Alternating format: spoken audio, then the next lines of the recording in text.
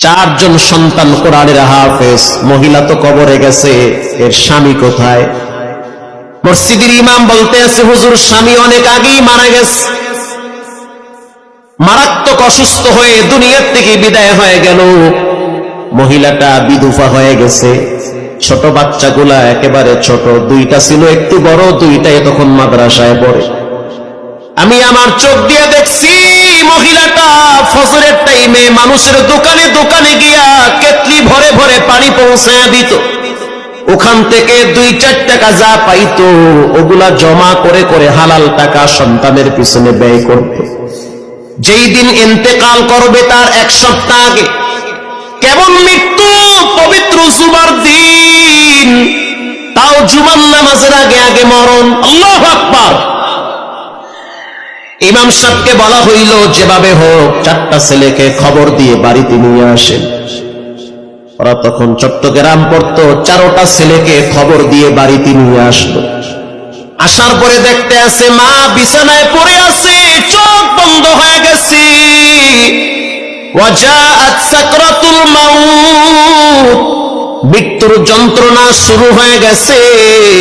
প্রত্যেকটা মানুষের ভিতরে মৃত্যুর যন্ত্রণা, মৃত্যুর সময় হবে কি হবে না, মৃত্যুর যন্ত্রণা যখন শুরু হয়ে গেল, এবার বড় সন্তানটার নাম হলো আব্দুল্লাহ।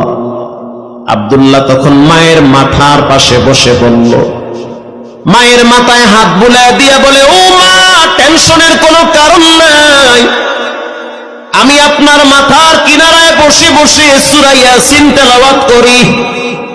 সূরা ইয়াসিন তেলাওয়াত করতেছে, মা খুব শান্তি পাইতেছে। কিছুক্ষণ পর মা নিজেই বলতে আছে, আমার ছোট ছেলেটা ও যেন একটু সূরা মুলুক তেলাওয়াত করে। এবার সূরা মুলুক তেলাওয়াত করল পরের সন্তান। তৃতীয় সন্তানকে বলা হইল, তুমি সূরা রহমান তেলাওয়াত করো। সবাই ছোট বাচ্চাটা মায়ের কিনারায় বসে আছে আর মায়ের পাটা টিপে দিতেছে আর বলতে আছে, আল্লাহ মায়ের আরো কিছুদিন দুনিয়াতে বাঁচায় রাখেন। মা তখন বলতে আছে, সময় নাই, চলে যেতে হবে।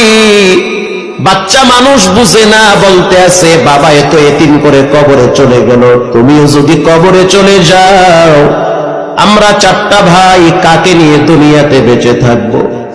বড় সন্তানটাকে বলল, ছোটটাকে একটু আমার হাতের কিনারায় ডাক দাও। মা বাবার কলিজার ভিতরে ছোট বাচ্চার প্রতি মহব্বত বেশি।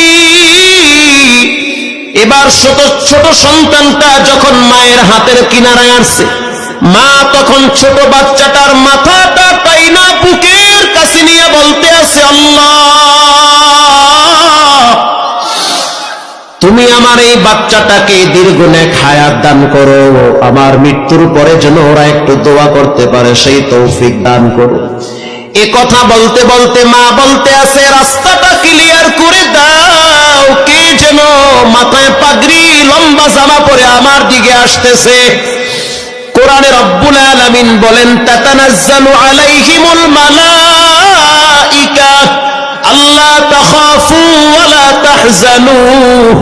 একটা মানুষের যখন মৃত্যুর সময় হয়, ওই মানুষটা যদি নেককার হয়, পরেজগার হয়, দিনদার হয়, আল্লাহওয়ালা হয়, তখন ফেরেশতারা বলে, কোনো ভয় নাই, কোনো টেনশন নাই, আমরা আল্লাহর প্রেরিত ফেরেশতা, তুমি নেককার